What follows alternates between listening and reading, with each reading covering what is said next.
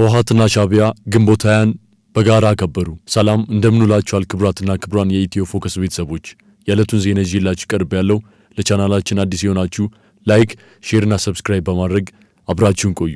ዶክተር ደብረጽዮን ገብረ ሚካኤል የግንቦት 20 ድልን ስንዘክር ከኤርትራ ወንድምና እህቶቻችን ጋር በመሆን የከፈልነውን መስዋዕትነት እናስታውሳለን፣ እናከብራለን።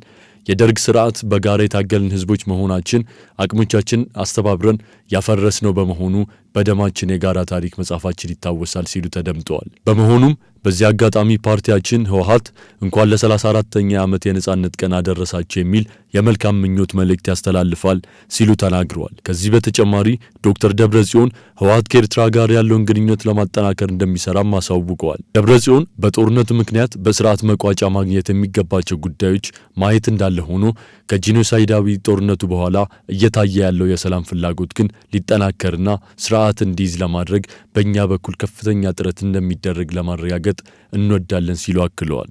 የግንቦት 20 በዓል በትግራይ ክልል በሚዘከርበት ስነ ስርዓት ንግግር ያሰሙት የህዝባዊ ወያኔ ሓርነት ትግራይ ህወሓት ሊቀመንበር ዶክተር ደብረጽዮን ገብረ ሚካኤል ለኤርትራ መንግስትና ህዝብ እንኳን ለነጻነት ቀን አደረሳችሁ ሲሉ መልእክት አስተላልፈዋል። እየታየ ነው ያሉት የሰላም ፍላጎት ለማጠናከር ህወሓት እንደሚሰራም ተናግረዋል። በኢትዮጵያ የህዝብ ተወካዮች ምክር ቤት ከህዝባዊ በዓላት ዝርዝር የተሰረዘው ግንቦት 20 በዓል በትግራይ ክልል ተከብሮ ውሏል። በዓሉ በሚዘከርበት ስነ ስርዓት ንግግር ያሰሙት የህዝባዊ ወያኔ ሓርነት ትግራይ ህወሓት ሊቀመንበር ዶክተር ደብረጽዮን ገብረ ሚካኤል ለኤርትራ እንኳን ለነጻነት ቀን አደረሳችሁ ሲሉ መልእክት አስተላልፈዋል።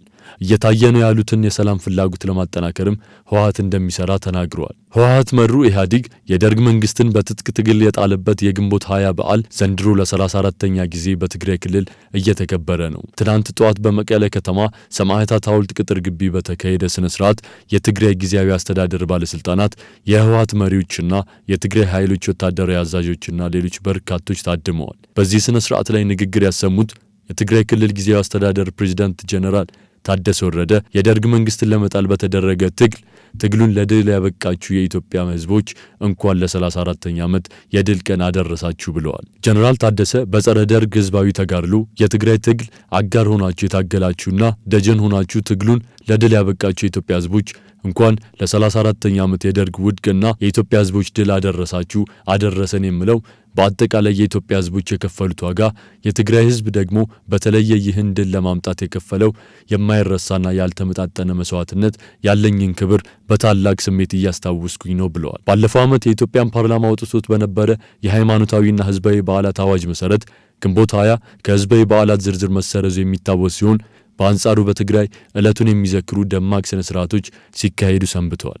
በትላንትናው ዕለት በነበረ የግንቦት 20 አከባበር መርሃ ግብር ንግግር ያደረጉት የህወሓት ሊቀመንበር ዶክተር ደብረጽዮን ገብረ ሚካኤል ለኤርትራውያን እንኳን ለነጻነት ቀን አደረሳችሁ ብለዋል። ከጥቂት ወራት በፊት ህወሓት ከኤርትራ መንግስት ጋር በሚስጥር ግንኙነት መጀመሩን ሚዲያዎች ሲዘግቡት የህወሓት መሪዎች የስም ማጥፋት ዘመቻ ተከፍቶብናል በማለት ስሞታ ሲያቀርቡ ነበር። ህዝባዊ ወያኔ ሓርነት ትግራይ ህወሓት ከኤርትራ መንግስት ጋር ድብቅ ግንኙነት እንደጀመርኩ በማስመሰል የስም ማጥፋት ዘመቻ እየተካሄደብኝ ነው ሲል የካቲት 19 ቀን 2017 ዓ.ም መግለጫ ማውጣቱ የሚታወስ ነው። በስም ማጥፋት ዘመቻው ላይም የክልሉ የጸጥታ ኃይል ሰለባ ነው ሲል የገለጸው ህወሓት የስም ማጥፋት ዘመቻው ከሐቅ የራቀና ምንም አይነት ማስረጃ ሊቀርብበት የማይችል ነው፣ ተቀባይነትም የለውም በማለት ሲያስተባብል ቆይቷል። ህወሓትና የትግራይ ጸጥታ ኃይል ከኢትዮጵያ መንግስት ተቃራኒ ሆኖ ለመሰለፍ ከኤርትራ መንግስት ጋር ይገናኛሉ የሚል ማባሪያ የሌለው የስም ማጥፋት ክሶች ተሰንዝሮብኛልም ብሏል። የስም ማጥፋት ክሶች በመንዛት ላይ ናቸው ብሎ ከዘረዘራቸው አካላት ውስጥም በስም ያልጠቀሳቸው የኢትዮጵያ መንግስት ከፍተኛ ባለስልጣናት ሲል የገለጻቸው ይገኙበታል። የቀድሞው የኢትዮጵያ ፕሬዝዳንት ዶክተር ሙላቱ ተሾመ የካቲት 10 ቀን 2017 ዓ.ም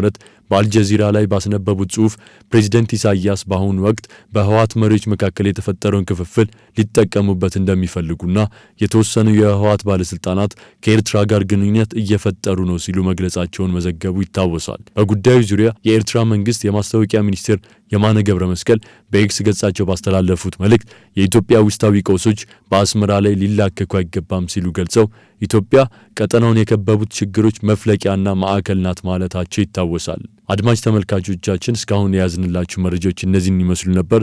በሌሎች መረጃዎች እስክንገናኝ ሰናይ ቀን